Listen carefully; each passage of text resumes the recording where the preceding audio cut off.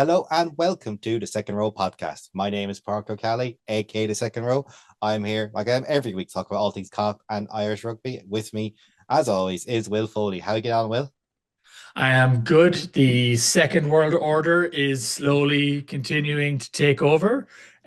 Started with RT adding Osgoilge commentary for the matches and has now expanded to clearly a fan in World Rugby being like, oh yeah, maybe we should call it an orange card so people know the difference between a red card and a 20-minute red card. Yeah, I it could be that, or the French are trying to like do a thing where the 20 No, it minute is us. No, it's okay. us. No. And they just want the 20-minute red card to be gone away with. So just going to make it awkward for World Rugby until they do such a thing. I'm okay with that personally. Give the power Yeah. back to the refs on the pitch. Love it.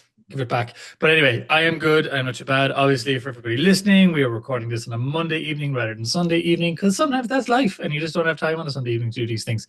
So,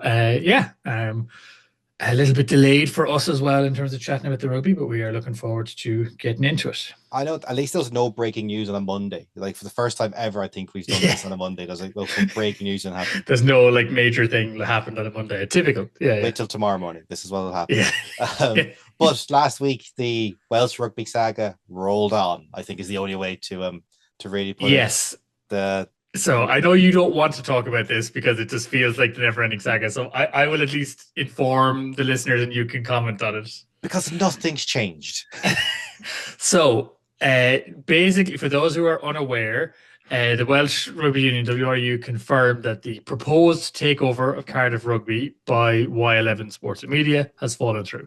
This Shocking. is the same. This is the same group that currently owns Ospreys.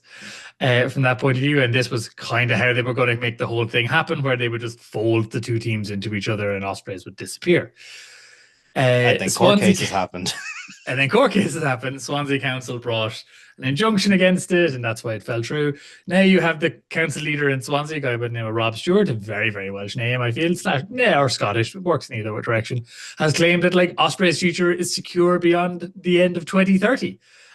Despite the fact that the WRU are still saying that even though the deal has fallen through, their intention is still to cut a professional team by the end of 2028. It seems at this point they are just possibly also stubborn and just like, no, we said we're cutting a team, we're cutting a team. We don't care if it's the right thing or if everybody disagrees and if all the fans disagree and if actually it might cost us more money to cut a team than not cut a team based on some economic reporting. We're cutting a team. It's the most ridiculous thing in the world ever. And the people who are running this have retired, like have left the WRU. Yeah, it's just the biggest shit show in the world. Yeah. To be honest, there's something about teams in red and how they run their clubs. It's just Yeah. how they run things is a bit mental at the moment. But yeah, look, Cross sport as well, right? Like, yeah, I tell Man United fans about that. All right, Liverpool fans, I suppose, and lots of fans. But I just don't understand what is going on in Wales. I don't care. I do. I just feel I would have more sympathy for the Ospreys this week if they didn't like mess up, like lose to Cardiff, yeah. and wreck my head by having a scrum in the midfield in the last minute of play, and instead of going like, let's do our best backline move to score here, when let's chuck it up the middle. Like, why are you so stupid? Why do you break my heart? Well, look, if we want to get into Hearts Broken, it's going to be an episode of Hearts Broken, I feel. It's going to be a it's a tough week. Tough week for Irish rugby. Yeah, it's not a fun one, except maybe for some of the Munster people listening. But you also should not be that happy about beating up children. We'll get into it anyway, regardless. Other news, which we get to report on a Monday, because normally we don't get to report this on a Monday, is around injury reports, and it looks like Ulster's injury woes are maybe easing, particularly ahead of the Exeter game. Yeah, I do think they wrapped everyone else in cotton wool, so anyone who might be playing for that game would be free, and knowing this was a hit out that they didn't have to win.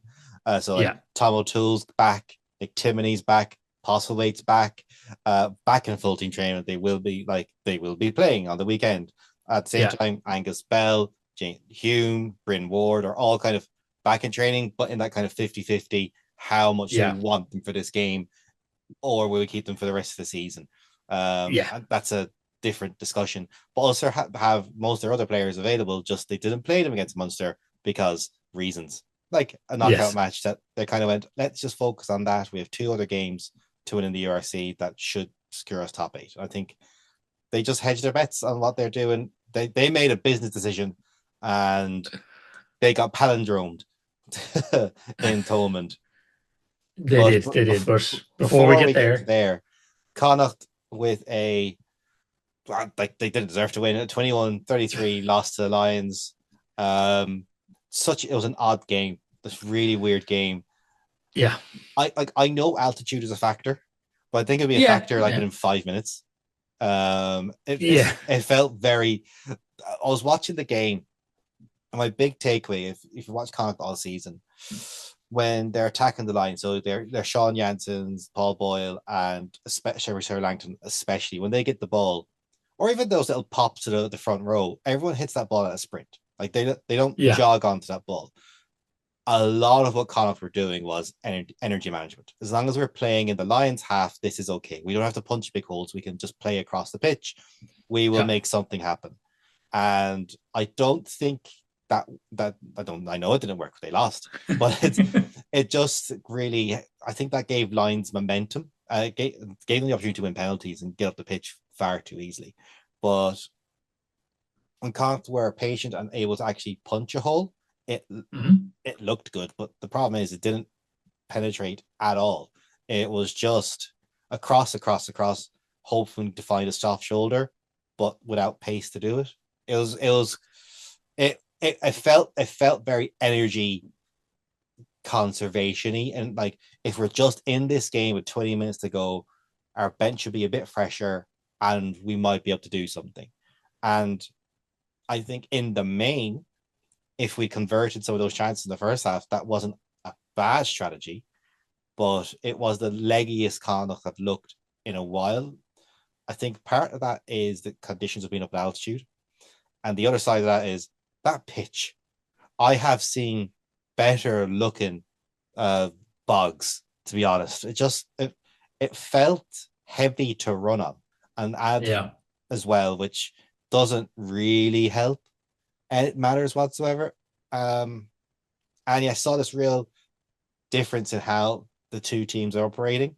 Lions want to score within 3 phases of doing anything. Get the ball from turnover, 3 phases. Set piece, 3 phases. If they don't score within 3 phases, and as I think Connacht showed, they're very easy to defend against. But their ability to find a mismatch within 2 phases is very, very good. And that's where the first try came from. Yeah. Yeah, I don't know if it was the altitude in the opening 5 minutes. Like I get your point around the energy conservation. I think that's very valid. I do also think it's like this was always going to be a physical game, and the energy conservation was we have played 2 incredibly physical games in a row. Yeah. Plus a lot of travel and some injuries and stuff like that. This is about like not crocking a team. I think possibly as well in the vein of, not that they would have in any way looked to be losing this game, but in the sense of like, we've gotten 5 points from this trip down here. Let's not murder ourselves to maybe get another 4 when we've got a couple of home games as well. Let's be in this fight, as you say. Let's try be in it for the last 20 minutes and then see what we can eke out. If we can eke out a win is sort of how it felt. From that perspective, it's a hard pitch to play on. Lions are a very informed team, like in the sense of their game plan, right? Like I agree with what you're saying. Like they've shown, like you kind of show the weakness, and other teams have shown the weakness of, the Lions is a bit Ireland circa 2019, right? It's like if you can go a couple of phases, and like they run out of ideas, and but they're very effective in those opening phases. So if you can contain those phases, you shut them down completely. But it's just a job to contain those phases because they are extremely effective in them. I thought Lions' kicking game was just better executed in that sense, but some of that is back to the legginess, right? It's just Connacht weren't pushing them and gave them time on the ball to kick then deep and find field position well and stuff like that. But even the aerial battle on top of that, Lions were winning those 50-50s. Very true. It would be an issue of a worry for the next 2 games. The teams have now gone, all right, we're just going to put the ball on top of Sam Gilbert and whoever's on the wings, and we might get that, there's more. I would put a 60 There's 40 more chance than a as 50-50 a chance. chance of Yeah, them yeah, getting of the getting ball it back back. or getting a knock on or getting a scrum or something like that. Yeah. I think that's something over the next 2 weeks that Connacht will focus on. It should be a big focus because it was one of the clearest access points for Lions into the Connacht 22, or just for a platform for scrums, broken play. That's where a lot of it came through. But like Connacht had their chances at the same time. I was Like going to in that say half, this was a close. Like I would say this was a very even contest of arguably Connacht the team on top for the opening 30 minutes on everything but the scoreboard. Like it felt like territory possession. It was just like full. Yeah, some of the tries felt a little bit like the counterplay or against the run of play, but like they were in position. I mean, they did get over the line at least once, if not twice, in that opening 30. They That got was knocked on. Like they just that Ainger one. I was like, I guess it's a knock on, but it like seemed harsh. It seemed harsh to be a knock on. Like as in, sorry, not harsh, but like I couldn't see what the clear evidence of the knock on was. And my thing is, if that's not a knock on and it's a rip, then everyone is off their feet and it's a penalty. It's kind of one of those. It's a weird one, and even the maul that seemed like it was running over, and it cut to the side angle. And anytime I've ever seen a maul going forward like that, and I see a defensive player crawling out through the side and it goes down, I know what 9 times out of 10 that call is. And for the first time ever, I've seen it as brought in and turned over. It was like fine, like that's what the ref saw, but and suddenly that's 14 possible points. It's certainly 10, right? Like 10, even if it's 10, it's a 2-point game. Like even 14, it's a winning game. Like, you're coming away with 2 points out of that game, 7 from a trip to South Africa. And they are the big swings. I think you get those scores, the game feels different.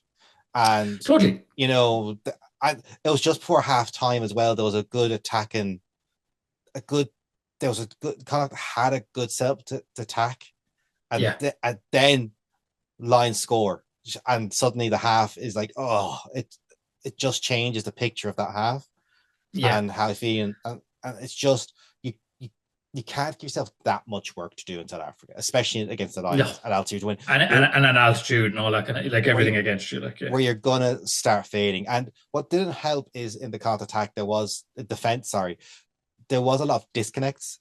There seemed to be players kind of going on their own bat, like jumping out of the line, leaving little dog legs. Not that they caused like scoring opportunities, but once again, it's that whole unnecessary pressure on yourselves when a drift defense would have been suited to some of those occasions of shooting up. And if you're going to shoot up, get man and ball and get them to the ground, which wasn't happening anyway. Yeah, it just creates more work, right? Like in a game that's going to be physical and again played at altitude after you've had a number of hard weeks, you just like it's anti to that kind of energy conservation thing they were doing, right? And that could be as easily down to just like again energy sapped or focus dropping from it's 3 games on the third game away and like a lot of travel in between and all that kind of stuff. So it could just be pure tiredness that causes that. For the team, which would be very understandable from that perspective, but it just puts you under pressure. And again, to say, like all of that, I think the real probably disheartening or challenging is like when you put that kind of pressure on that Connacht did in that opening half, and not to really come back with any return from several like heavy, hard attempts at the line and pushes. It just takes a little bit of the wind out. If you get even one of those, it's just like, okay, it paid off, even if it's a 3, right? If it's just like scoreboard ticking over on a couple of those just to be like, we're at least scoring, right? We're at least getting the scoreboard moving in our direction. We're staying in the hunt. It just gives you that little bit less of a hill to climb in the second half. I think Connacht had a full strategy for South Africa of getting 4 tries in both games. Just get tries. I think it's actually not a bad way to think about going to South Africa. Just score lots of tries, and who knows what will happen. And when you have that as a strategy, you have to take your chances. And Connacht just didn't until the game was over at 28-0. In all fairness, the 28-0 that game was kind of done and dusted. The Lions just went, like I said, they won they won the kicking exchanges, but in the second half they went, we're not even going to play. Just kick long, kick long, kick long, kick long. Yeah. But the Connacht pressure and attack led to a yellow. They get the quick score. watching Divine come on, it's such a shame he wanted to leave. You know, Mm. the amount of people Yeah. you'll hear say, "Oh, it's a shame Cock let him go." You can't tie the fella down. You know, he No. wanted to go to La Rochelle last year. Like Yeah. he's been wanting to leave Connacht now for 2 years. Yeah. Short of kidnap, he was leaving Connacht this year. You know, Yeah. What and can you do? Like, yeah. you and it's this whole thing of, and that's a bigger thing of, player X should leave Leinster, or player Y should go to Munster, They or don't want to go. player They don't want to go. they want to Right. go. Like You this know, is it's like that conversation been had about the likes of Scott Penny and people like that for years. You're like, can't make him go, and like it's probably the most high profile example I think of that is Henshaw, right? yeah, Like at couldn't the end keep of him. at the end of the day, like everybody would argue, and people say, oh, like Leinster stole him from Connacht. He's like, he wanted to go to Dublin for personal reasons as much as for professional It reasons. was more personal to professional from memory. Yeah, You know, it was the key yeah. factor. So So what like, can you what are do? you gonna what are you gonna do? And like Leinster are not gonna be like, oh well, you could just commute back to Galway for training 3 times a week. It'd be grand. He's like, Yeah, well, if he was prepared to do that, he wouldn't be looking for a contract at Leinster, kind of thing. So like players are humans; they have agency, and yeah. sometimes they're like, I would prefer, and like, who knows why he wants to go to Ulster? Could be to work with Mark Sexton again. I'm glad he's staying in Ireland. Don't get Yeah, me wrong. I'm glad definitely. he's not gone to La Rochelle. But he is yeah. You watch him and you're like, it'd be such a pity he's not staying around because he's But such a good player. I just wanted to be known that he wants to leave. Connacht wanted to keep him. This isn't a thing of like, oh, you're excess to He broke requirements. up with us. We didn't Yeah, break up with him. it's pretty much. Also, like, what was good from a defensive point of view was the turnovers. Connacht were actually Yeah. really good at picking their moments. Boyle and Bolton and Prendergast coming up with the ball on more than one occasion, between, some of them twice. Bolton, he loves playing down in South Africa. Yeah. He gets a kick. Yeah. He gets proper like dog shits and everything. Like, they really go after him, like, with verbals as well, for whatever reason. But I was Did he say something at some point? Like, what is it like about? like, he was in he was a South African schoolboy, and he went into the Connacht Yeah, Academy, yeah, and yeah. he just gets abused every time he goes down. So, these things. Now he sounds the most Galway fella in the world. It's hilarious. Yeah. Um, but Connacht, I think Connacht could. I'm annoyed Connacht get nothing from the match, because Yeah. how they pushed, and they had opportunities. The last 2 weeks they've looked very unlikely to convert, and that's Mm. something that That's hasn't been a factor of their game this season, no, up no. since Christmas, especially. I think top of the year, maybe, like, as everyone's finding their feet. But Yeah. since Christmas, a big thing of what Connacht have done and developed is, we within 5 meters, we score. We will Not score. not Yeah, get yeah. over the try line, we score. Paul Boyle's try was a key example of that. It's just 1-2 quick phases. There's the gap. God, they try not to get into trench warfare, and Yes. that a few times you just got into trench warfare, and we're being pushed back. At one point, we're on the 5 meter line and ended up at the 22 and gave away a penalty. Yeah. And that hasn't happened this year. So I think this team needs a week off. Like, I do too. I think they've had a heavy run in. Like, it wasn't light before La Rochelle either, I think. Or no, La like Rochelle, sorry, Montpellier. Like, Montpellier. no, it was you had the match, the Challenge Cup.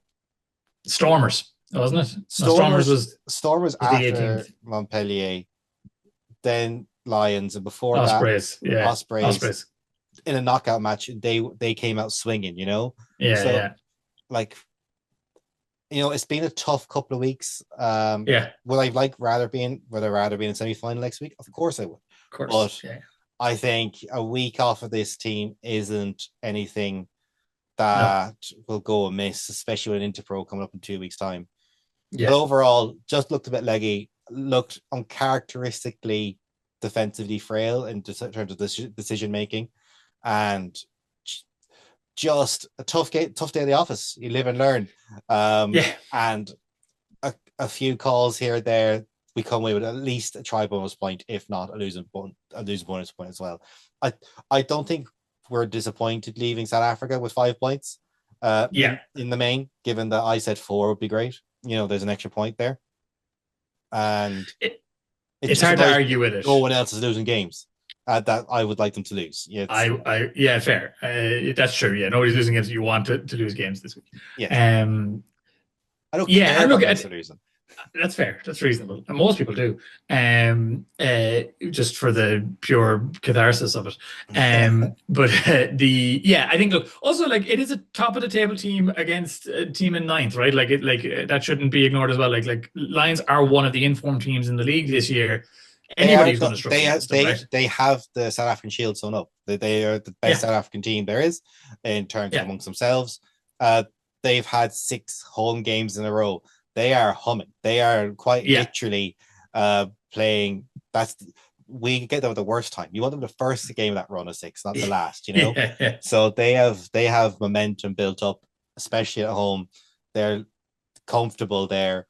I think they have to hit the road next for our last 2 games, which will put they do. I think they're up with us. For one of them. Leinster. So that, it's one of those things where if this is in Galway, I think that scoreline's reversed, in a weird way.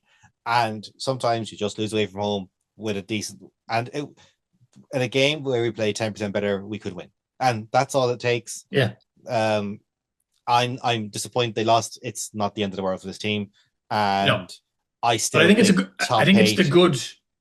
the good disappointment, right? Like in that sense of, you could have won this game if you took your opportunity. Like, you know what I mean? I'm thinking about the team review on Monday. They're not going in like chastened from like a battering. No. Say like that Montpellier was a battering in that sense, right? But they're going in being like, that game. Fix this, fix that. You could win this game. You could turn it around. That could be another 4 points, another 5 points in the bag. There are workable things that you can point to and say, yeah, look, we didn't execute our game plan here, there, and there.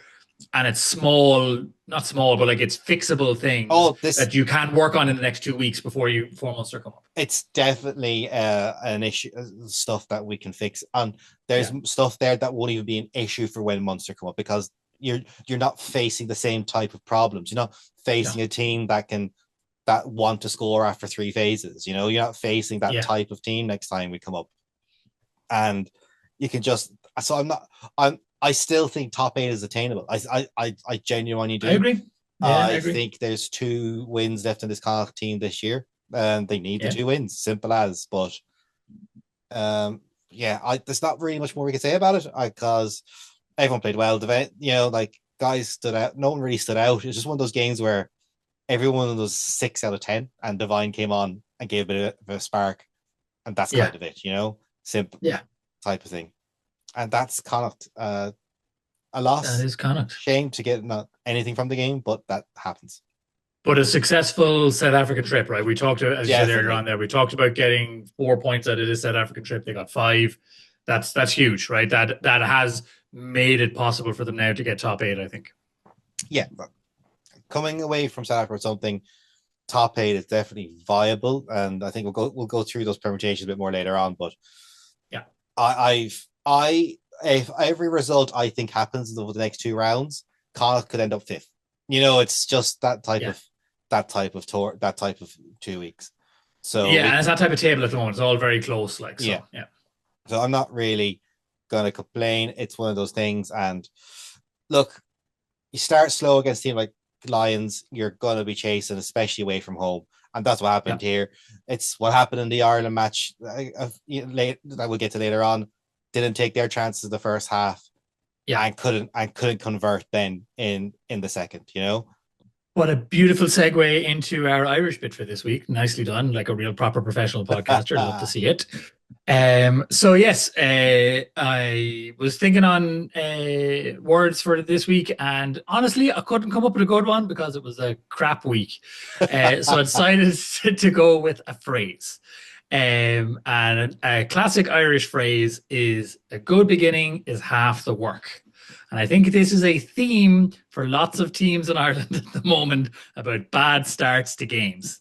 So a good beginning is half the work. What is that in Irish for? So it's very simply, Tusma Ladna Hybrid. It's a saying that I think a lot of people will have read, seen on cups, t-shirts. If you've gone through Dublin Airport, I'm pretty sure it's there somewhere.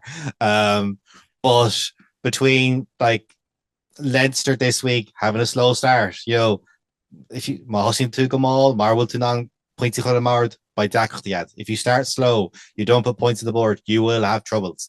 You need to start a game fast and get going and get those scores. A two smart is land the hybrid. You're putting that pressure on the opposition, be it scoreboard or physically, and that's just the way it goes.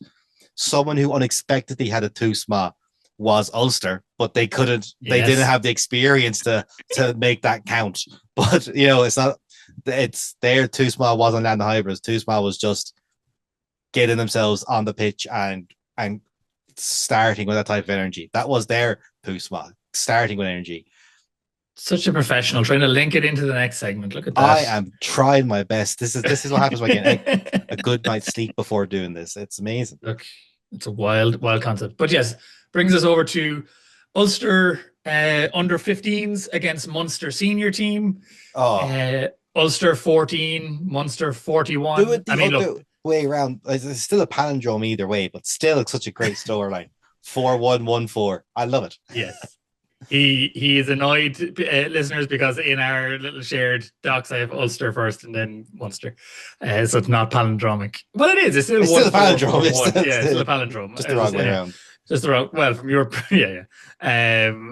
You've gone American. It's Ulster at Munster. American. Yes, Ulster at Munster. Look, men against boys, right? Like ultimately, that's what this was. This game, the writing was on the wall when the teams were announced.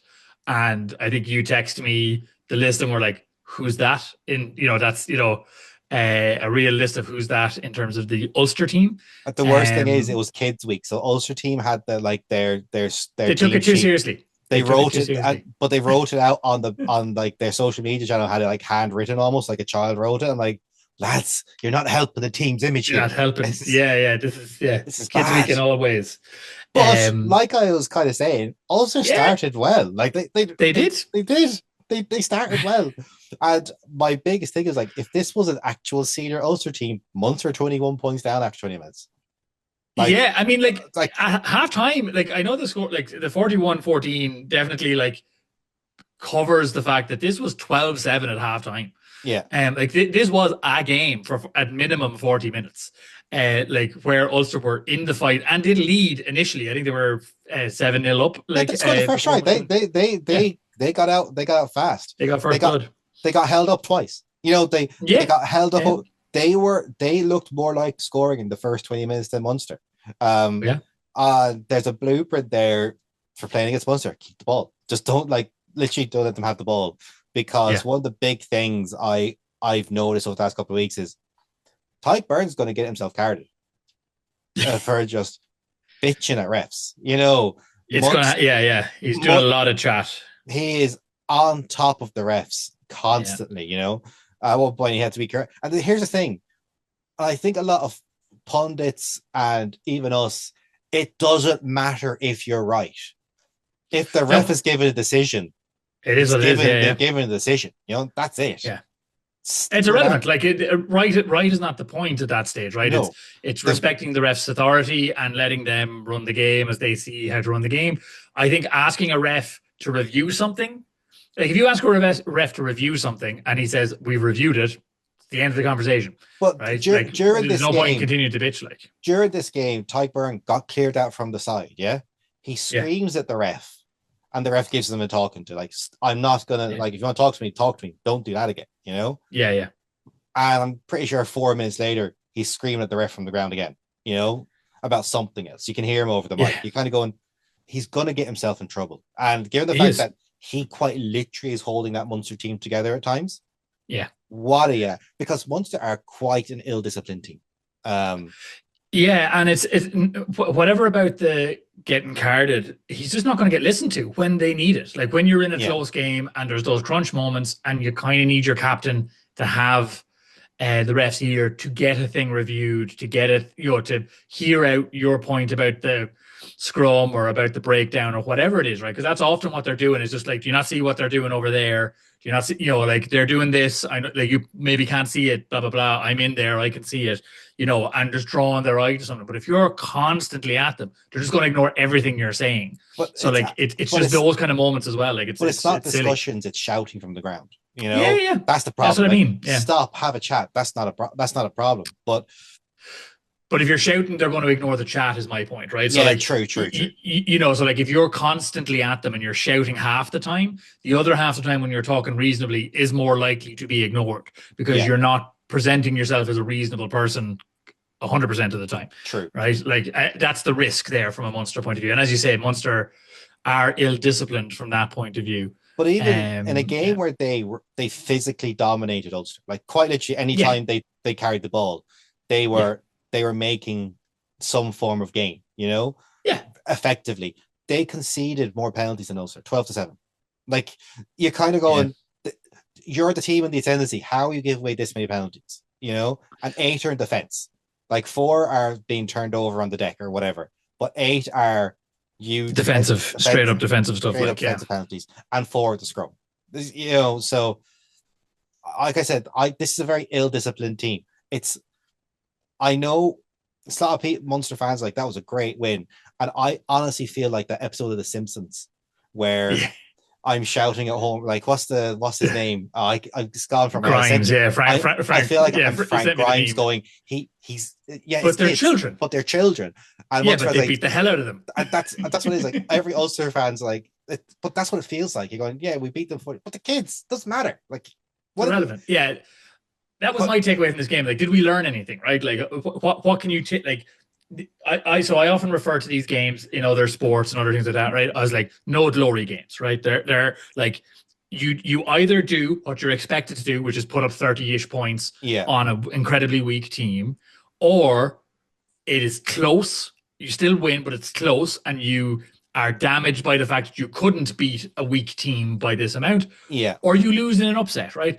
Well, we'll get to that later with Leinster. But you know what I mean? Like, there's no glory to be had here. You either do what you were expected to do and demolish them, no glory, or any other outcome, and it's like embarrassment. So, like, there's nothing to be gained in a game like this other than getting the result everyone expects you to get and then going home. I do think you can learn something. I don't. My whole thing of this, from Munster's point of view, is what did we? They didn't have to do anything. They didn't learn anything in the fact that their systems weren't stressed in attack. At all. They just literally they had a back row in the wing, for crying out loud, because of injuries.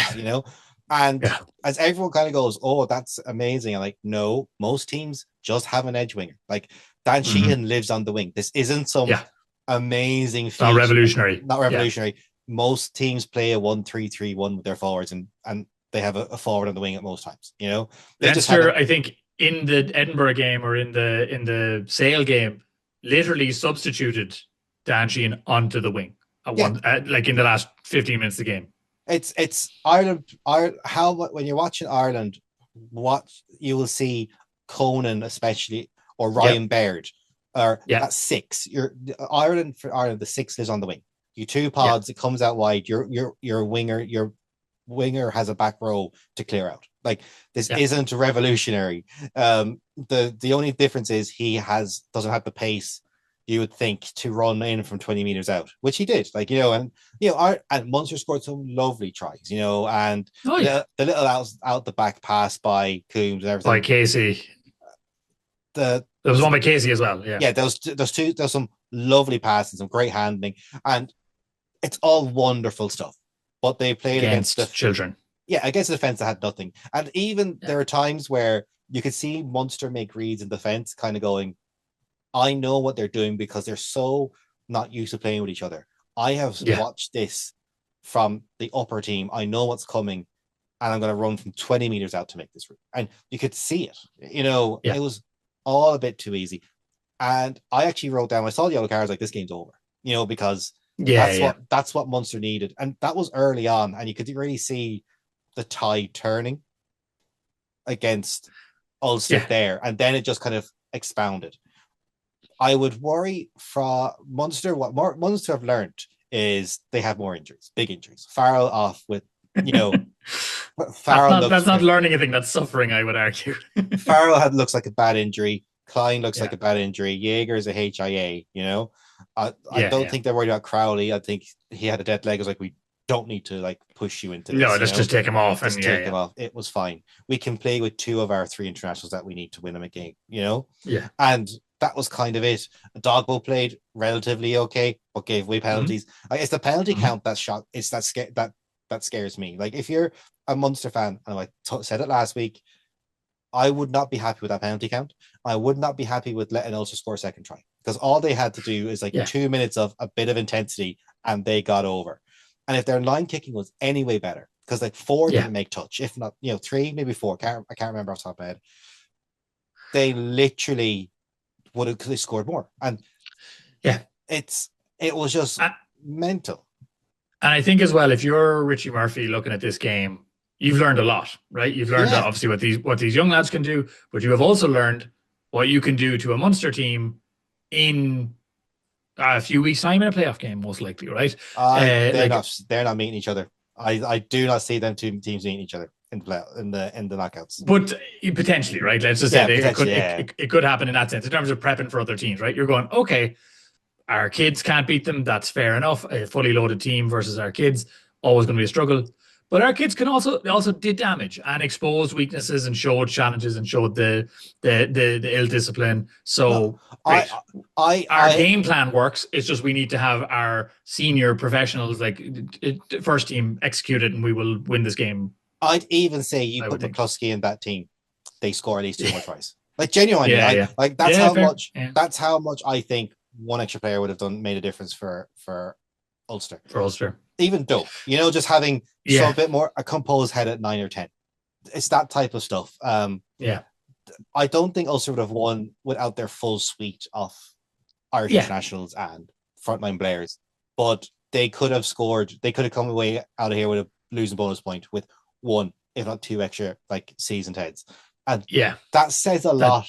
That has to say a lot for Richie Murphy going, we weren't that far away from causing real damage. And if we went at this full bore, we would have won. I believe we would have won that match. That's what he's saying to himself, Yeah.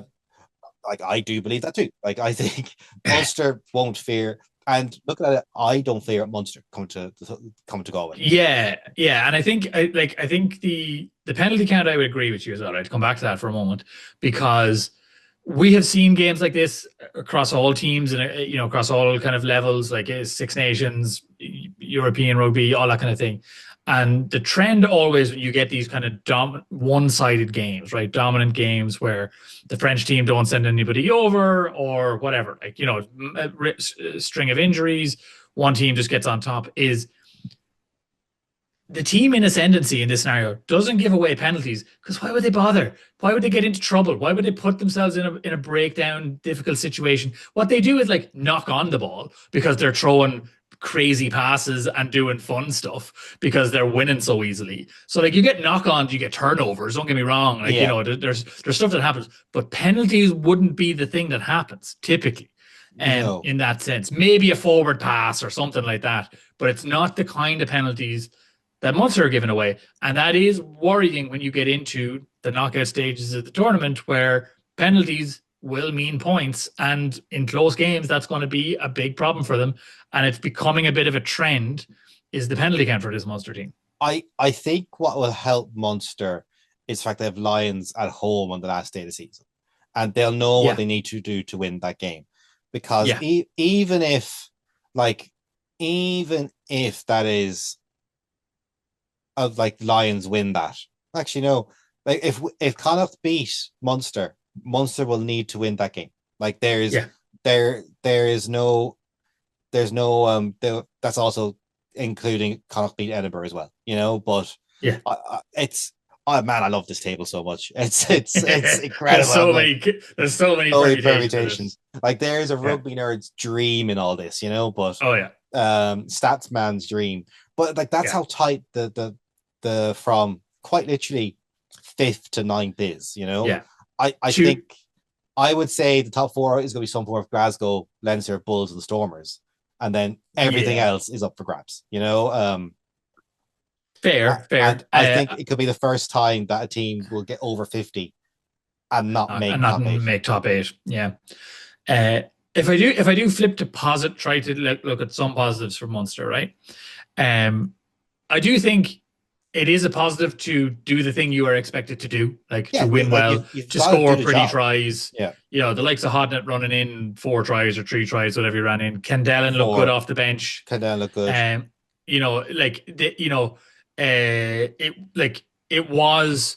It's a good kind of like they've been against the cosh now for a number of weeks. They've been on a kind of bad losing streak at times.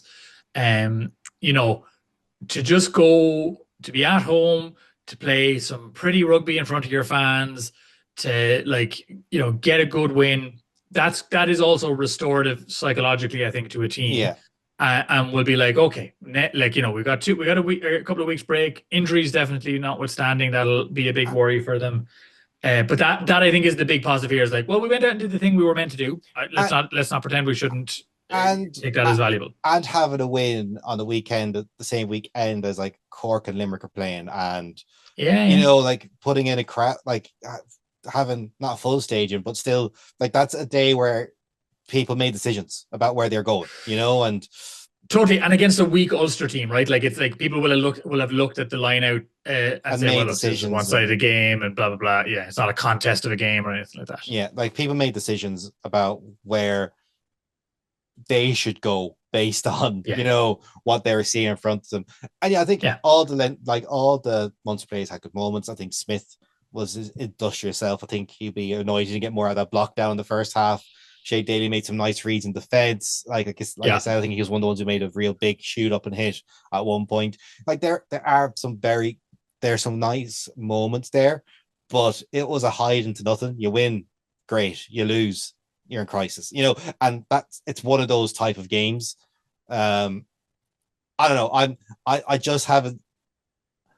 They will now shock me in Galway in 2 weeks' time and win, I suppose.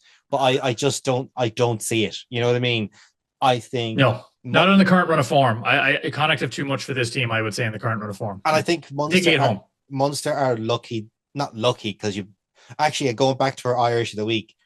Their too small was half the work. They started fast in the league, Yeah, that's what's going to keep them in it's the top, holding them true at the moment. holding them Yeah, through. It's that whole thing. You can't win a league in the first couple of weeks, but you can definitely you lose could a lose league. it.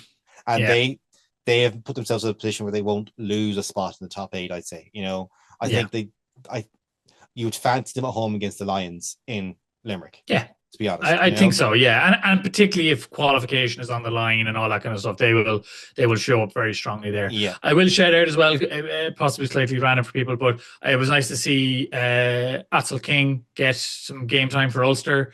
I always quite enjoyed him off the bench for Leinster and when he was in his academy days. I thought he's a decent player, and I'm glad to see him get some game time, even if it is kind of when all the other players are away. Hopefully he does well in Ulster. he was one of 3 silhouetted players of Ulster on the Yeah, I know. URC. And in all fairness, Munster had one as well in Ben O'Donovan. So Yeah. there are 4 silhouettes on this team. That just shows you how much. Yeah, how deep into the bench they're going. How Yeah, deep into the squad they're going. I think that is us at the halfway mark. Before we get on to the rest of the URC and the Ireland match, hit that subscribe button if you're listening on a podcast. If you're on YouTube, do the exact same thing. Follow me everywhere on social media, from Blue Sky, Twitter, X, whatever, Instagram, Facebook. People's on Facebook, MySpace, you name it, I am there. Leave a comment, ask questions, rate, review, do all that. We want your comments and questions in the podcast as well, so do get involved. Send us your permutations. How are the last couple of games going to go? We're interested to see what people think. And let me know, do I have to talk about Leinster and Ulster next week? There isn't even the Six Nations on. Do I need to talk about these 2 games? Let me know. Yes, the answer is yes. But it'll be short, I promise. Well, hopefully it won't be short. Hopefully there'll be wonderful things to talk about. But anyway, I'll be pro Toulon and Exeter for the 2 games and see how it goes. Okay, if you want to support foreign teams, go for it. I'm only messing. Anyway, speaking of Leinster against Benetton, 26-29 to Benetton. Why is this personal at this point? Why are they doing this to me, Porrick? What's going on? It's either one of 2 things. One, Leinster, I've heard that people there's not enough hardship in a Leinster fan's life, so I think they're just making you mentally tougher as a group of fans. That could be one, or they have one eye on Toulon and just got caught with a Benetton team who just got a bollocking for being awful last week. Yeah. Um, neither of those are particularly reassuring. But I feel it's personal, and I expect a personal apology from Leo Cullen and the team. I'm joking. Look, this is just back to like what did we learn, right? What lessons have been learned by Leinster? This wasn't a weak Leinster team, Nope. right? Like it was a decent Leinster. It's not a full strength team, but it's a pretty strong team. Maybe 6 or 7 players missing, but it's not like 12 players missing. And like this has like obviously there was a response from Benetton here, right? Like they played started fast. abysmal. They played abysmal last week. Back to our Irish of the week, right? Like take opportunities. They started fast in that sense, but like just like I felt like we've seen this strip played a lot of times over the years with good, again, right? We talk about good teams, we talk about Leinster performances where away teams start well and then try before halftime, try the other side of halftime. Okay, game's done. We'll just kick on now and win this thing by 20 or 30 points. And that was what was happening. Kind of around at the halftime mark, we did run in the 2 tries and extended out our lead, and then switched off. I don't like just were terrible. What game was it the other day? Do you remember a couple of weeks ago I was talking about Ulster going, just be competent. Just do the competent things. Kick long. Yeah. And anytime Leinster does competent, simple things well, they were really, really good. But for some reason, they were throwing offloads that weren't on. They were running lines that weren't on. It felt very weird. At one point, it felt there was too many 10s on the pitch. Genuinely, there was an element of too many cooks. It's not that anyone was doing anything individually wrong. It's just who was controlling what at one point was really weird. And defensively, I know Leinster defend up fast and out to in, but it felt like they weren't prepared because everyone was making the wrong decisions in that system. Yeah. They were kind of going out to in without the cover in behind, and there was no one blitzing across and behind, so you could make those decisions. It was like I think for me, like ultimately what happened here, right? I think it's actually relatively straightforward. Leinster play a Champions Cup semi-final Saturday, and that is what they have been preparing for. And a certain selection of these players, but certainly not all of them, and a certain selection of coaches were told to focus on this game probably midway through the week, and were just undercooked and came up against a team that caught them off guard. Yeah. And they couldn't recover or just like create enough space because they weren't prepped enough for it. That's what this ultimately feels like to me. Yeah, and like it's there, and you could tell that in, say, at the end of the first half, that line out that goes overthrow and no one jumps up. That's a team that isn't focused. That's the way I'd put it. The focus isn't on the game they're playing, and to the point where it took individual moments to create things at times. Sheehan with like that Gibson Park to Sheehan try, like he runs a line from a mile away into a gap that no one knew was there apart from him. But what annoyed me watching it, what I think should annoy you, is Gibson Park gets that ball. There's no one else around, like no one else even the thought to keep going up. Sheehan then has another break. Then about 20 minutes later, another try comes off that. I think Sheehan was a mile the best player for Leinster on the pitch. Gibson Park actually not close, far behind. I thought O'Tierney played very physical for second row, like did all that nuts and bolts stuff really well. That Leinster need, like that James Ryan presence of just hitting rucks. Yeah. O'Tierney plays best when he doesn't have the ball in his hands. And that's not a damning amount of faint praise. It's keep our ball moving. He's the plow at the front of the train, basically. Exactly. Like he's clearing the path. He had some I think he had a good game. Jimmy O'Brien played well, and himself and Frawley, you could see them trying to create things with those kicks over the top and this type of stuff. But when Jimmy O'Brien was doing that type of stuff, like people are not going out for themselves, but they're trying to make things happen instead of letting the system just take care of itself. And it was individual performances, right? And it was like that. I think, as you say, focus in the sense of, okay, we didn't talk about what we would do in this situation. I'll just make a thing happen. Yeah. And people making individual decisions rather than team decisions because probably it wasn't planned out enough in that sense. Because like the individual moments were brilliant, right? Like as you say, Sheehan had some individual moments. So did Frawley in terms of that try and stuff like that as well. It was great. Like, but it wasn't like, it's an interesting situation of, again, right? Fully loaded Leinster team, it could go in there with the same level of prep and probably win it, right? Because there's enough players there to do the individually brilliant moments to win you that game and pull you over the line and stuff like that. Yeah, but they just I don't know. It's a frustrating performance in that sense. There's a lack of focus, and I'm guessing with a fuller pack it'll be less of an issue. But that, like, conceding 2 maul tries as easily as they did, that's not a worry, but it's a learning experience for that younger pack. Especially the younger second row. But there was enough experience around them that you'd hope that wouldn't happen. And I thought some of the pack, like Clarkson was really good off the bench, I thought, as well, and stuff like that. It's good. It's like Furlong injury as well. Like, is there any props left in Leinster at this point? That's again, right back to my point about no glory games, right? Like this to me is the perfect, like, this is what is a no glory game. We needed to be winning this 40 points to 10, and everyone were like, yeah, that's what should have happened based on the result last week and the fact that Benetton are out. We end up losing, and I don't think you learn a lot from this game if you're Leinster, right? I think like that you pick up an injury, and what you learn is, we didn't prep enough. But we probably kind of knew we didn't prep. We sort of went in, but we know we didn't prep enough. Our focus is elsewhere. Our focus is elsewhere. That's what I mean. That's what I mean. It felt like the focus was the week after, and they're hoping to do a Leinster of old and just get by.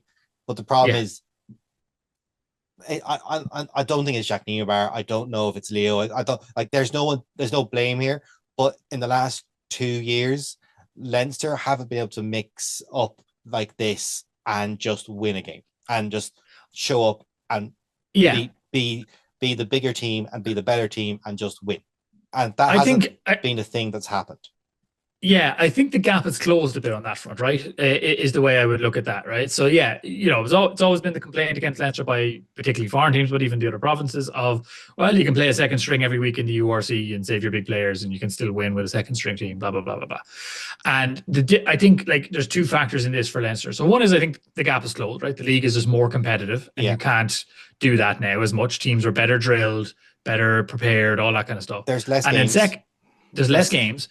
So you've less cushion for making those mistakes, and then Leinster have a smaller squad, right? So the difference before was the changing of the team in and out actually was less, right? Like Tadhg Furlong would not play in a game like this, and never played in a game like this, no more than Johnny Sexton. Like there was some crazy stat in Johnny Sexton's last season about the amount of minutes between his first and last URC appearance that season, and all that kind of stuff, because you had the Ross Maloney's and the Scott Fardy's and that middle like group. It's the middle tier. The kids. Yeah, like Ross Byrne was here and playing in every single URC game, was running every single game with a set pack with maybe a change in it game to game, not 4 changes in it game to game. Yeah. And it's that constant shifting. Like what Leinster are showing is, doesn't matter how good you are, you cannot have that level of like shift week to week and not have it impact your performance, and that a team on a given week will beat you as a result because you're just not able to deal with that level of disruption. Yeah, and it used to be a thing where Leinster, but I think also Leinster's ability to adapt has also reduced a small bit. It's the players who come back from Iron Squad take 2 weeks to come in line more than 1 week than they used to. It's everything's that bit delayed, and maybe it is because they now have to put 8 of them in at the once instead of going 4 and 4. It's across the board, I think, with that, like, because it's training, right? Like, it's even just purely from a training point of view. Like, we're talking earlier on about focus.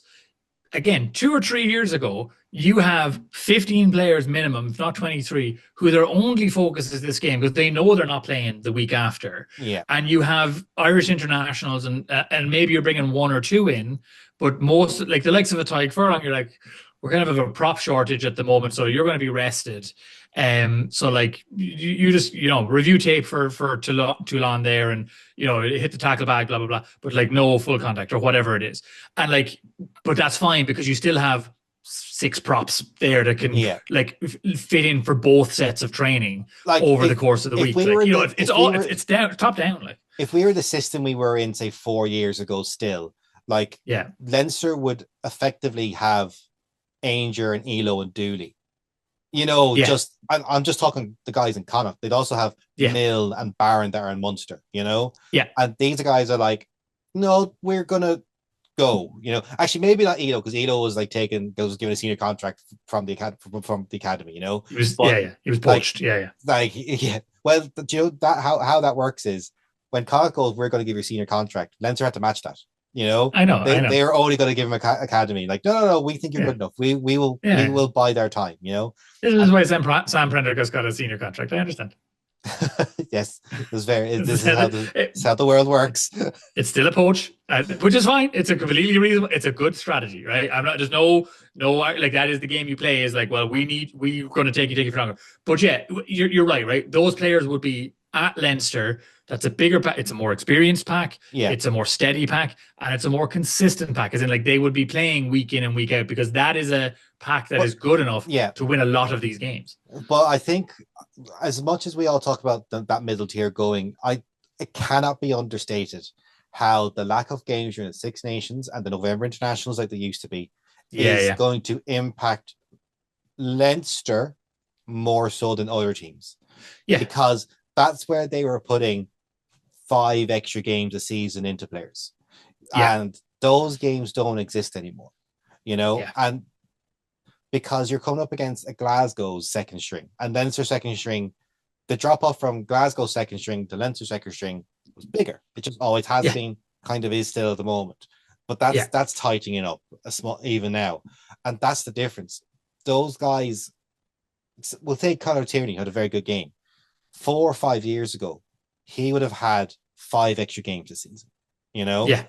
and just easily 5 extra games, and he would be better. Someone who could have done with living in the system of 5 years ago is Brian Deeney.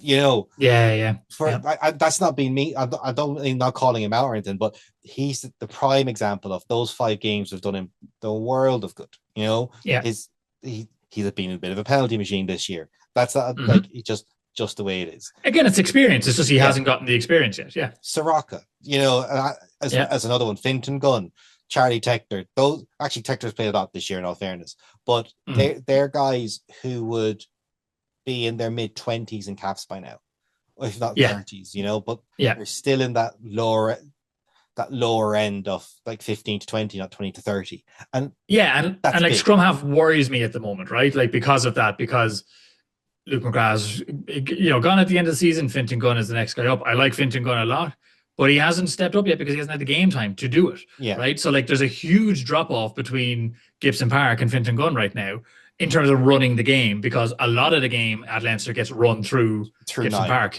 Yeah, through nine, like, and has done since he has arrived essentially at Leinster, or certainly gone into the first team.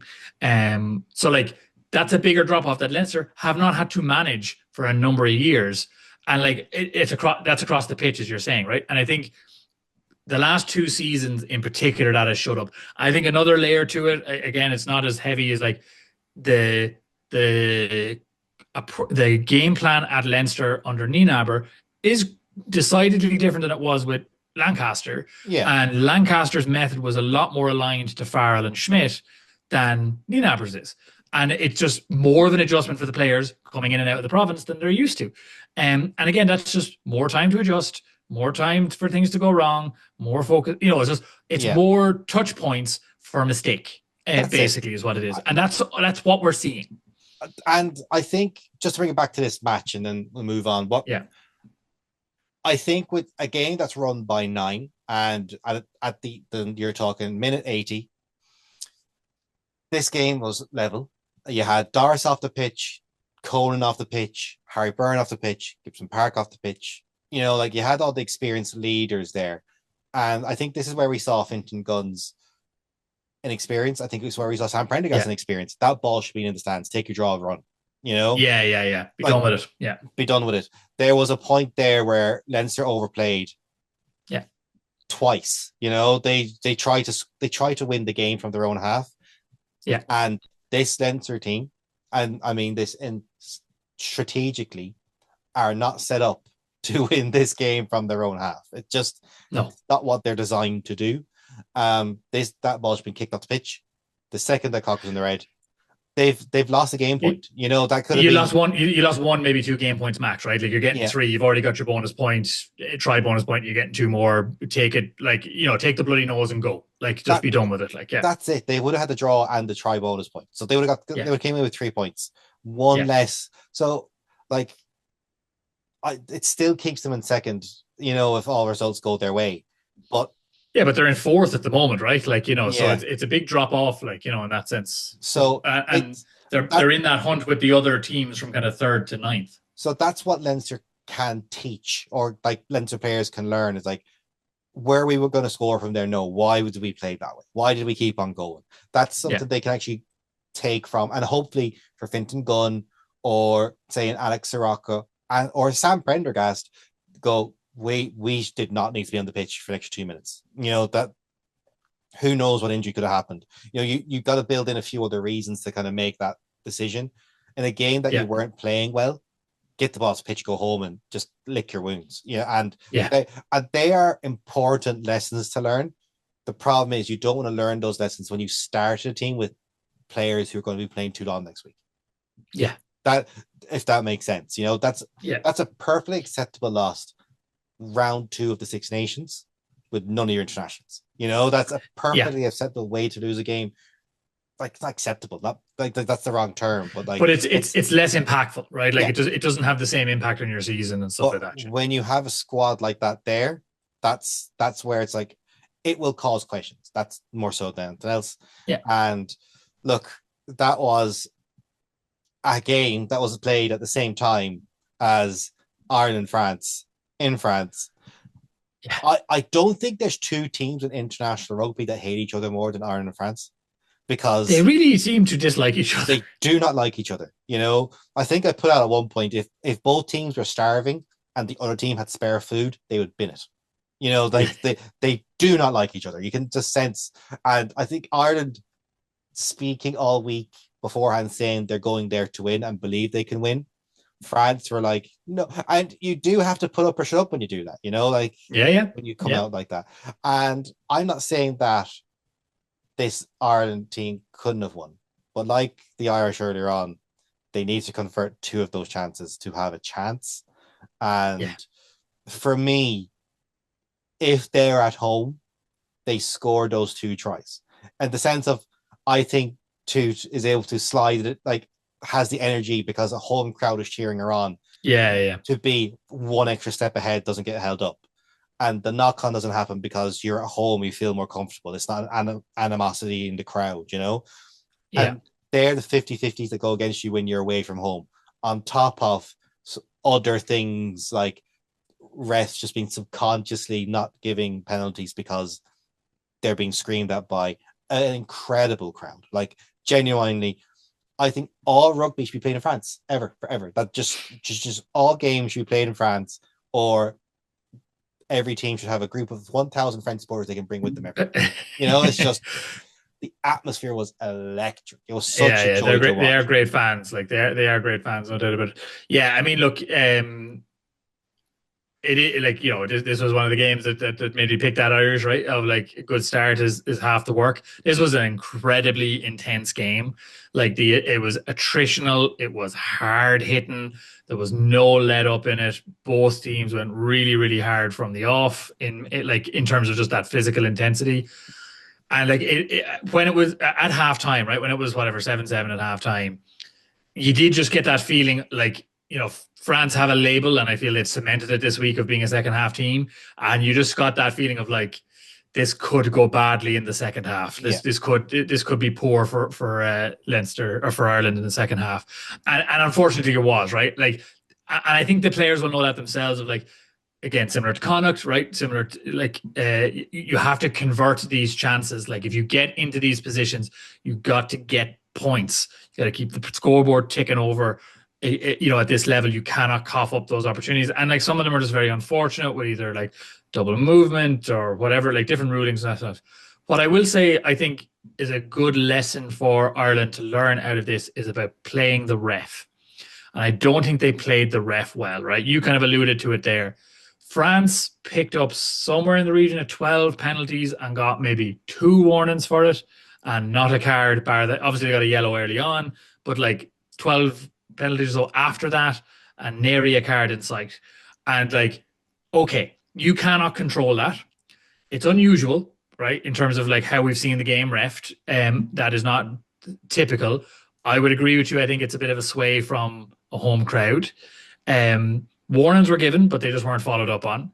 15 And tries penalties to 10. penalties. That was the penalty count.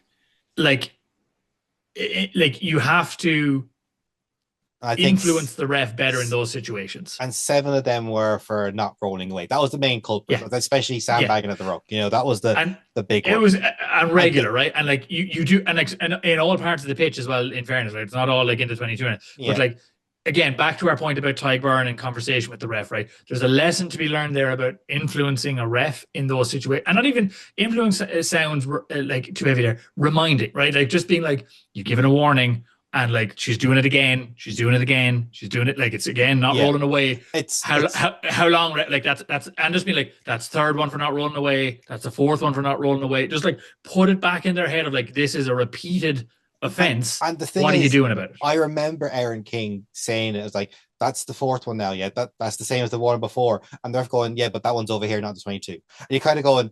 But you've warned them for not rolling, and rolling is not rolling. Like that rolls are rolling. You've warned them for this exact penalty. It's as if it's. And I think Ireland did well not to get frustrated in that. Like very true.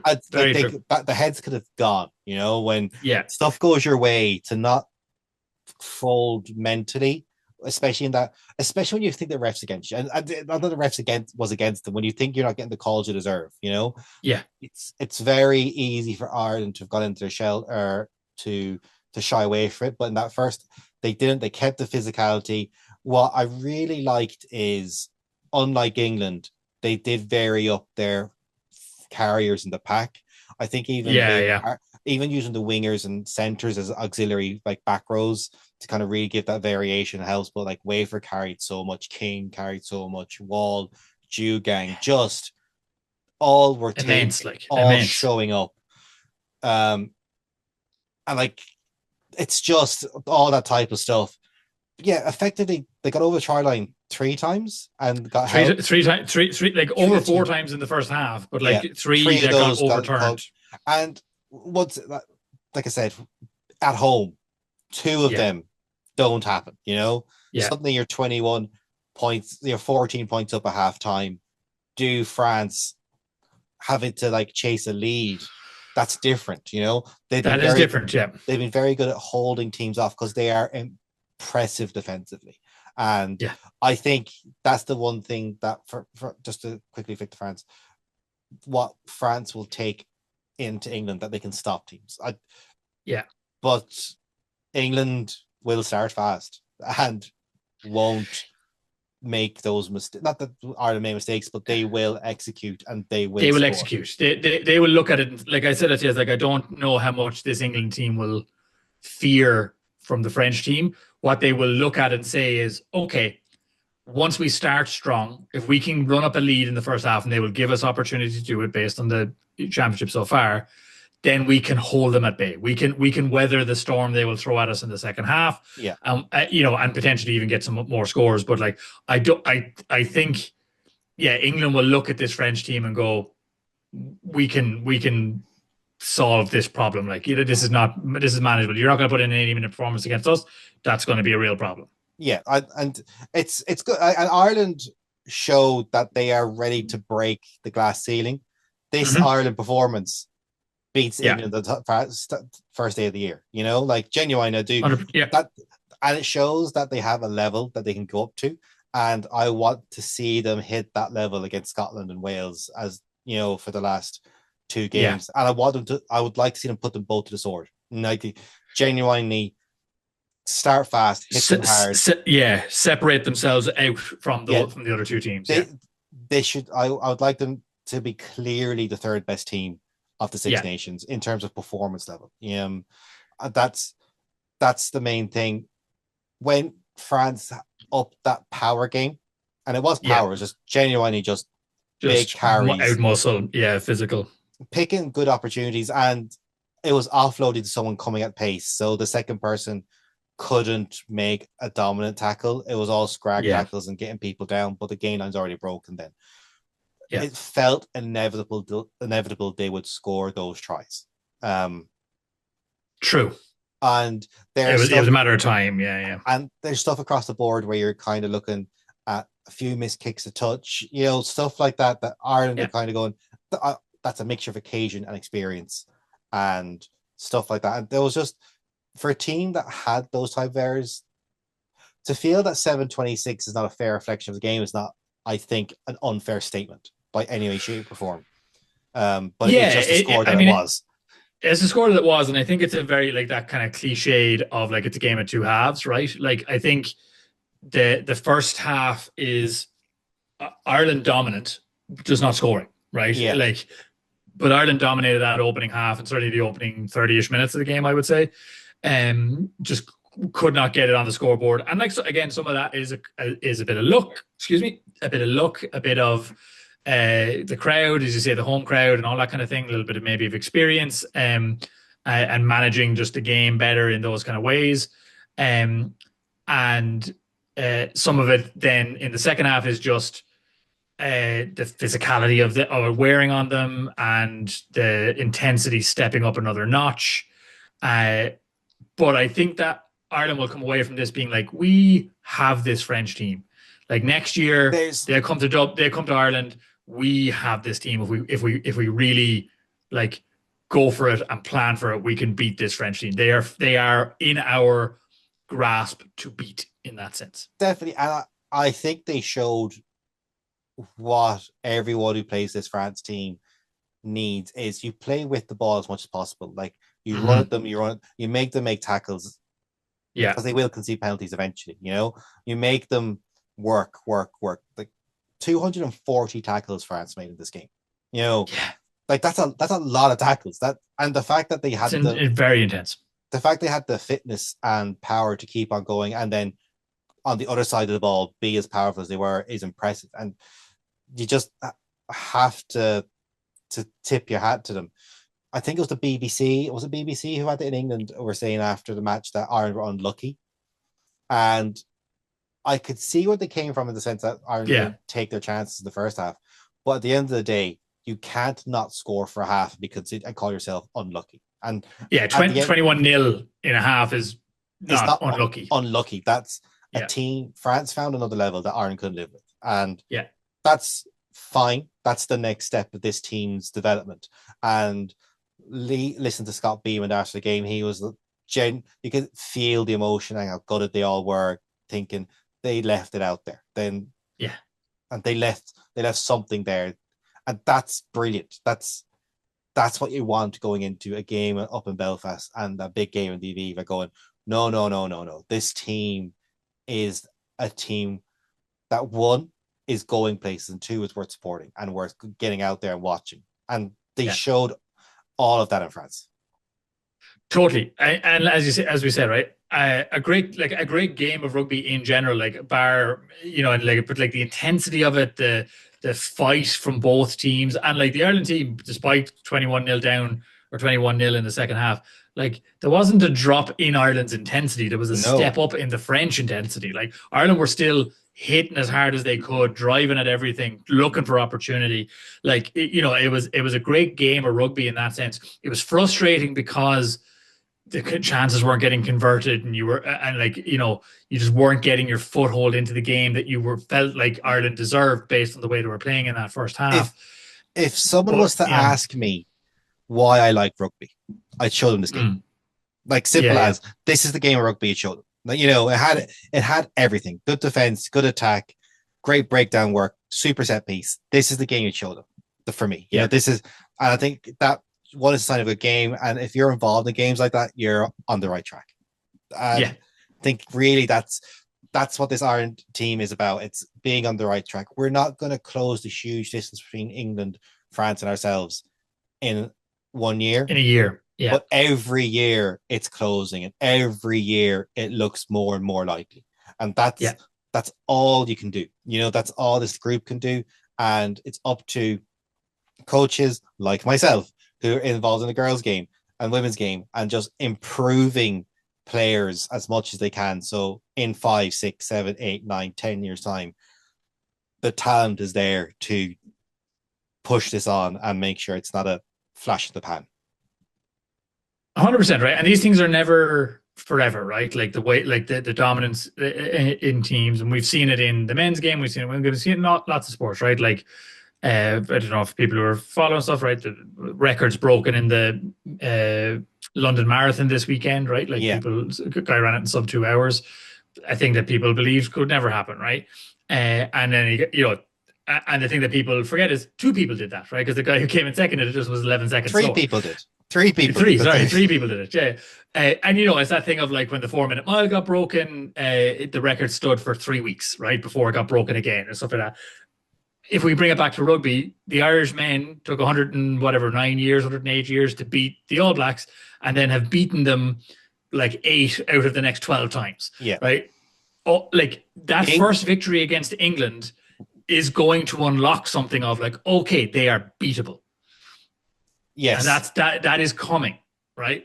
One way or another. England will drop a little bit, Ireland will rise a little bit, teams will come and go. I'll tell you right now, I don't care what team does it. When England are beaten, I'll celebrate. I don't care which one does it. It should be a momentous occasion because they're 35 games unbeaten, 36 games unbeaten, haven't lost in 3 years. Yeah, of course, 100%. Not good for a sport for a team to dominate that way. No, not at all. And I think everyone should celebrate. To help landmines on the pitch could be a factor we could bring in. Really Mario Kart up the rugby. That's all I'm saying. Snare traps probably as well. Yeah. Maybe like big giant nets to catch Ellie Kildon. Someone on the sideline with a lasso. You know what I mean? Like just who knows. But we do not have women's rugby to talk about next week because the Six Nations have a break week, and we're back into European knockouts. Leinster and Ulster both taking on big opposition. Toulon are in Dublin and Exeter are up in Belfast. Yeah, that is Belfast. Up in Belfast, yeah. So like 2 home games for 2 Irish teams. Sorry, a neutral venue for Leinster, obviously. Neutral home venue. home country, not home. Yeah. Sorry, it's a neutral home country for Leinster. I love how that winds up English press so much. I know, they hate it so much. It's the only reason why I care. I have no opinion about this other than the fact that it annoys the English clubs, to be honest with you. For that reason alone, I'm like, no, it isn't our home stadium. I don't know what you're talking about. You played every game there for 2 years. That's like a temporary situation. But not the ideal prep for Leinster, and Ulster lost that game knowing they weren't going to get a win. I'd say I'm like, we're fine. We're gonna go. We're banned some books here. Should be 2 very good games. I'm looking forward to both. I will see you as you leave for the first game, I think, next week. As you return, but who knows what happens there. I fancy 2 home wins. I think Leinster can bounce back from this. Their focus was that game. You could see it. Yeah, I think. And to be honest with you, sometimes I think a loss of that nature is useful for a team like Leinster as a reminder to not take things for granted, right? I think, again, years gone by, we've sailed through to this point in a season and lost in a semi or lost in a final. Getting a bloody nose a week before you go into a serious game sometimes can be helpful to remind you gotta like really go hard. Not to say that Leinster wouldn't know they need to go hard for Toulon, but even for the fan base going to the game, right? Like to get up for the game and all that kind of stuff. Yeah. Like it's important for the Leinster organization, which includes the fans, to be like focused on this isn't a guarantee. This isn't a trot to a final. We do not have some predetermined right to be in a final. I would say this as a Leinster fan who has been to multiple European Cup finals, right? But I'm also a GA fan. I'm a Wexford GA fan. No pain. It's fine. I know pain. Specifically this weekend, I know pain. But I know pain. I cannot be the type of fan who books a final before I'm in it. I just can't do it. Unless it's in Dublin. When it was in Dublin, I did because I was going either way. Whatever team was in it, because I was there for the rugby, right? And it was in Dublin. But like I have talked to plenty of Leinster fans this year who are like, yeah, I booked I booked flights to Bilbao just in case. I was like, just in case, we're not great this year. Why would you think we're going to get there? Just because we always get there doesn't mean we always will get there.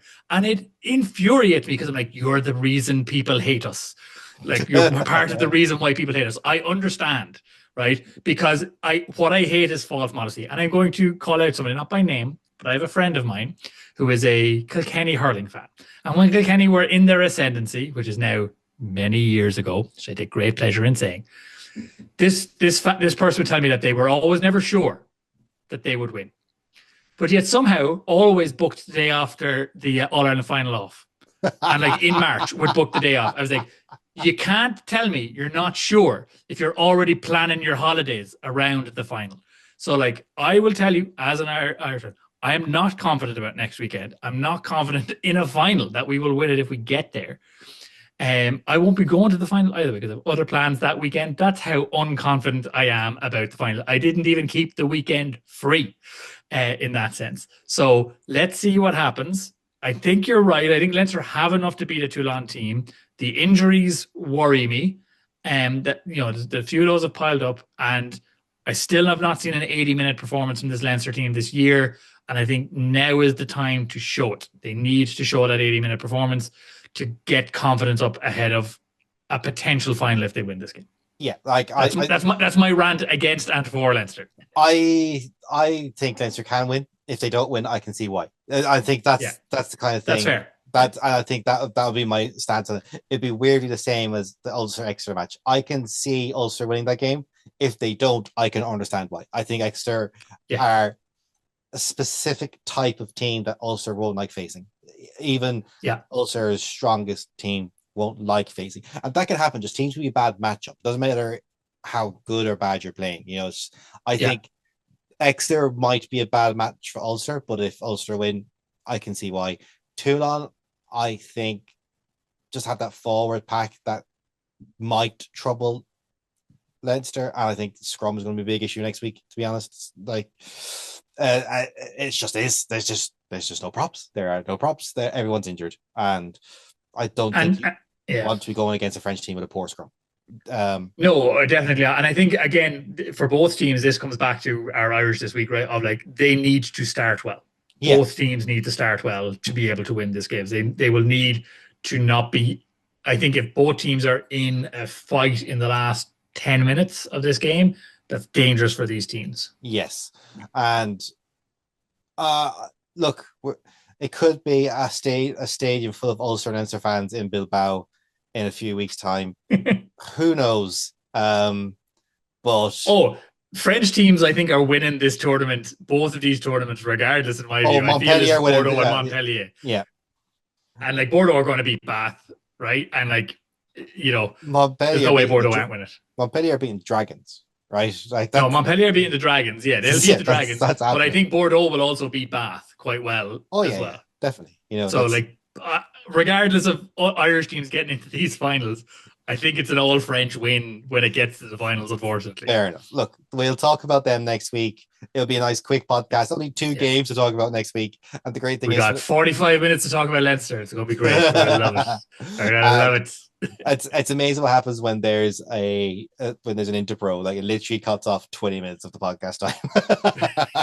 We'll only have 3 games the week after to talk about as well. Yeah, so we'll have 4. We'll have the Irish game as well. The Irish game as well. Yeah, so we're still back to like 4 games, but it's the 5th game when it's there is it like that's when you see me fade physically. I'm like, what? We're still talking? Oh my god. We'll talk quickly about I think the Connacht path to the playoffs. Yes. Or do you want to leave that till next week when we're back in TRC action? Let's leave it for next week, right? We're gonna have a bit of fallow time. We'll need some Connacht conversation. So how about let's talk about. We need to vamp a lot next week. We need to vamp a lot. But We'll like do a you know what you can permutation do? section next year, I was next going to week. say, you can indulge your rugby stats nerd brain and you can prepare some scenarios if you'd like I to. I literally just have a Google Doc that I change the result in, and it changes the Yeah. league table for me. And Yeah, we can I do that. I'm happy I to do 25 minutes while you just nerd out about an Excel sheet. I'm it's game. yeah, it's no. We'll talk about all the permutations for the last two games next week. So until then, thank you all, everyone, for listening. We will be back to talk about the European Cup matches for Ulster and Leinster. So if you want to get in touch, if you want us to talk about it, this is a Q&A session. Yes. We will have hot takes. If you want us to have a hot take, Yes. give us something to talk about. That's your goal for this week. Give us something, a hot take to talk about next week to bring this background to Connacht and or more generally Irish rugby.